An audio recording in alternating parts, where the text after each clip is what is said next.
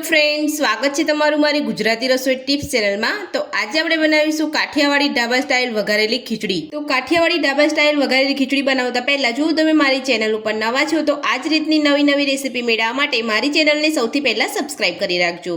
તો ચાલો આપણે અહીંયા કાઠિયાવાડી ઢાબા સ્ટાઇલ ખીચડી બનાવવાનું શરૂ કરીએ। તો કાઠિયાવાડી ઢાબા સ્ટાઇલ ખીચડી બનાવવા માટે મેં અહીંયા 1 વાટકી બાસમતી ચોખા લીધા છે। તો 1 વાટકી બાસમતી ચોખાની સાથે 1 વાટકી મેં અહીંયા મગની દાળ લીધી છે। તો જો તમે અહીંયા છોતરાવાળી દાળ લેવા માંગતા હોય તો તમે એ પણ લઈ શકો છો। તો હવે આપણે અહીંયા 2 થી 3 ચમચી જેટલી તુવેરની દાળ લીધી છે। તો હવે આપણે બધું જ એક વાસણમાં લઈ અને ધોઈ લઈશું।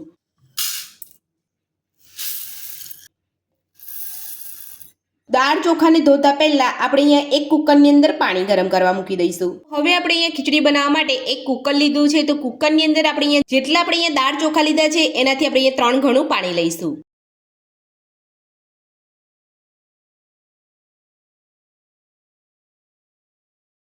તો 1 વાટકી ચોખા ને 1 વાટકી આપણે અહીંયા મગની દાળ લીધી છે એટલે આપણે અહીંયા 6 વાટકી પાણી લઈ લીધું છે। અને જે આપણે અહીંયા તુવેરની દાળ લીધી છે 3 થી 4 ચમચી જેટલી એનું આપણે અહીંયા 1 વાટકી બીજું એક્સ્ટ્રા ઉમેરીએ છીએ એટલે અહીંયા હું 7 વાટકી જેટલું પાણી લઉં છું। જો તમે અહીંયા ખીચડી ઢીલી ના ખાવા માંગતા હોય તો તમારે પાણીનું પ્રમાણ થોડું ઓછું લેવાનું છે। તો હવે આપણે પાણીને ગરમ કરવા મૂકી દઈશું। તો ગેસ ઉપર આપણે અહીંયા ગરમ પાણી કરવા મૂકી દીધું છે કુકરની અંદર। તો હવે આપણે જે દાળ ચોખાને અહીંયા મિક્સ કર્યા છે એને આપણે અહીંયા ધોઈ લઈશું। તો 2 થી 3 પાણી આપણે દાળ ચોખાને અહીંયા ધોઈ લીધા છે અને કુકરની અંદર પાણી પણ આપણું અહીંયા ગરમ થઈ ગયું છે। તો પાણી ગરમ થઈ ગયું છે તો હવે આપણે તેની અંદર સ્વાદ પ્રમાણે મીઠું ઉમેરીશું। સાથે જ આપણે અહીંયા નાની અડધી ચમચી જેટલો હળદર પાવડર ઉમેરીશું। તો પાણીની અંદર હળદર અને મીઠું ઉમેર્યા પછી ઝીણા સમારેલા ગાજર ઉમેરીશું। સાથે જ આપણે અહીંયા 1 વાટકી જેટલા ઝીણા સમારેલા બટાકા ઉમેરીશું। બટાકા ઉમેર્યા પછી 1 વાટકી આપણે લીલા વટાણા ઉમેરીશું। તો હવે આપણે બધું જ મિક્સ કરી લઈશું। તો ગાજર વટાણા અને બટાકાને આપણે અહીંયા ઉમેરી લીધા છે। તો હવે આપણે એની અંદર જે દાળ ચોખા ધોઈને રાખ્યા હતા એ આપણે અહીંયા ઉમેરી લઈશું। તો દાળ ચોખા પણ આપણે અહીંયા ઉમેરી લીધા છે। તો હવે આપણે બધું મિક્સ કરી લઈશું। તો દાળ ચોખા ઉમેરીને આપણે અહીંયા બધું જ મિક્સ કરી લીધું છે। તો હવે આપણે અહીંયા 2 ચમચી જેટલા સિંગદાણા ઉમેરીશું। તો હવે આપણે કુકરનું ઢાંકણ બંધ કરી અને ધીમા તાપે 2 વિસલ કરી લઈશું। તો આપણે અહીંયા કુકરની 2 વિસલ થઈ રહી છે ત્યાં સુધી આપણે અહીંયા ખીચડીનો વઘાર તૈયાર કરીશું। તો વઘાર કરવા માટે મેં અહીંયા એક મોટી કઢાઈ લીધી છે એની અંદર 4 મોટી ચમચી જેટલું તેલ ઉમેરીશું। તો તેલનું પ્રમાણ તમે તમારી રીતે વધતું ઓછું કરી શકો છો। તો હવે આપણે તેલને ગરમ થવા દઈશું। તો તેલ આપણું અહીંયા ગરમ થાય છે એની સાથે જ આપણે અહીંયા 1 ચમચી ઘી લઈ લઈશું। તો ઘી અને તેલ આપણું અહીંયા સરસ ગરમ થઈ ગયું છે। તો હવે આપણે તેની અંદર 1 ચમચી રાઈ ઉમેરીશું। તો રાઈને આપણે અહીંયા ફૂટવા દઈશું। અડધી ચમચી જીરું ઉમેરીશું। સાથે જ 2 ચપટી જેટલી આપણે અહીંયા હિંગ ઉમેરીશું। થોડા મીઠા લીમડાના પાન ઉમેરીશું। સાથે જ આપણે અહીંયા મોટા કટ કરેલા લીલા મરચાં ઉમેરીશું। એની સાથે જ આપણે અહીંયા 2 સૂકા મરચાં ઉમેરીશું। 1 તમાલપત્ર ઉમેરીશું।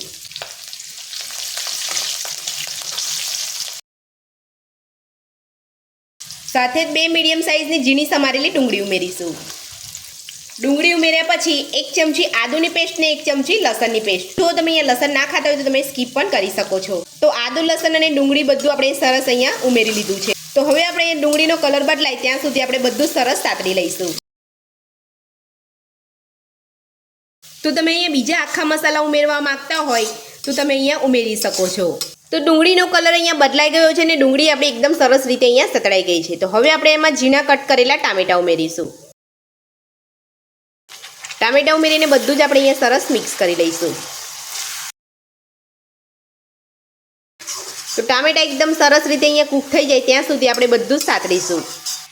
તો આ રીતે તમે અહીંયા મીડિયમ ગેસ ઉપર તમે વઘાર તૈયાર કરશો ત્યાં સુધી અહીંયા કુકરની 2 વિસલ થઈ અને સરસ રીતે આપણે અહીંયા કુકર ઠંડુ પણ થઈ જશે। તો તમે જોઈ શકો છો ટામેટા એકદમ સરસ રીતે અહીંયા કૂક થઈ ગયા છે। તો હવે આપણે વઘારમાં મસાલા કરીશું। તો સૌથી પહેલાં આપણે અહીંયા 1 ચમચી કાશ્મીરી લાલ મરચું ઉમેરીશું।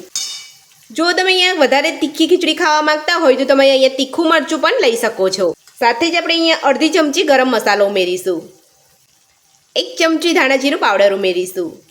2 ચપટી જેટલી આપણે અહીંયા હળદર ઉમેરીશું। જો તમે અહીંયા હળદર ના ઉમેરવા માંગતા હોય તો તમે સ્કીપ પણ કરી શકો છો। તો મસાલા એકદમ સરસ રીતે આપણે અહીંયા એડ કરી દીધા છે વઘારમાં। તો બધું જ આપણે અહીંયા મિક્સ કરી લઈશું।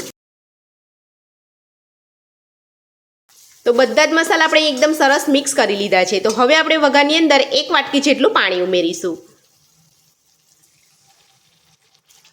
પાણી ઉમેરીને આપણે બધું સરસ મિક્સ કરી લઈશું. તો બધું જ એકદમ સરસ રીતે ગરમ થાય ત્યાં સુધી આપણે અહીંયા કુકરને ચેક કરી લઈશું. તો કુકરની 2 વિસલ થઈ અને કુકર આપણું અહીંયા ઠંડુ પડી ગયું છે. તો તમે જોઈ શકો છો કુકર ખોલ્યા પછી આપણે એકદમ સરસ રીતે અહીંયા ખીચડી બનીને તૈયાર છે. તો હવે આપણે બધી જ ખીચડી વઘારની અંદર ઉમેરી દઈશું.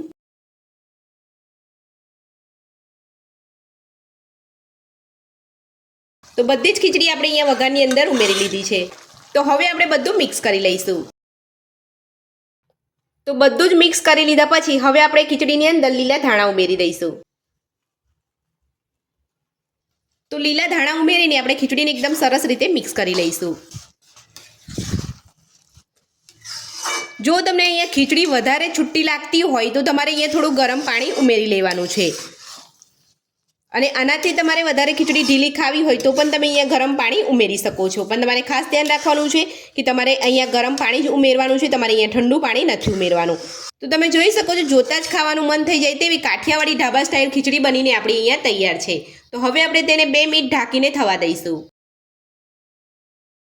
તો આ રીતે 2 મિનિટ ઢાંકવાથી ખીચડીની અંદર મસાલા એકદમ સરસ રીતે મિક્સ થઈ જશે. અહીંયા 2 મિનિટ જેટલો સમય થઈ ગયો છે. તો હવે આપણે ચેક કરી લઈશું.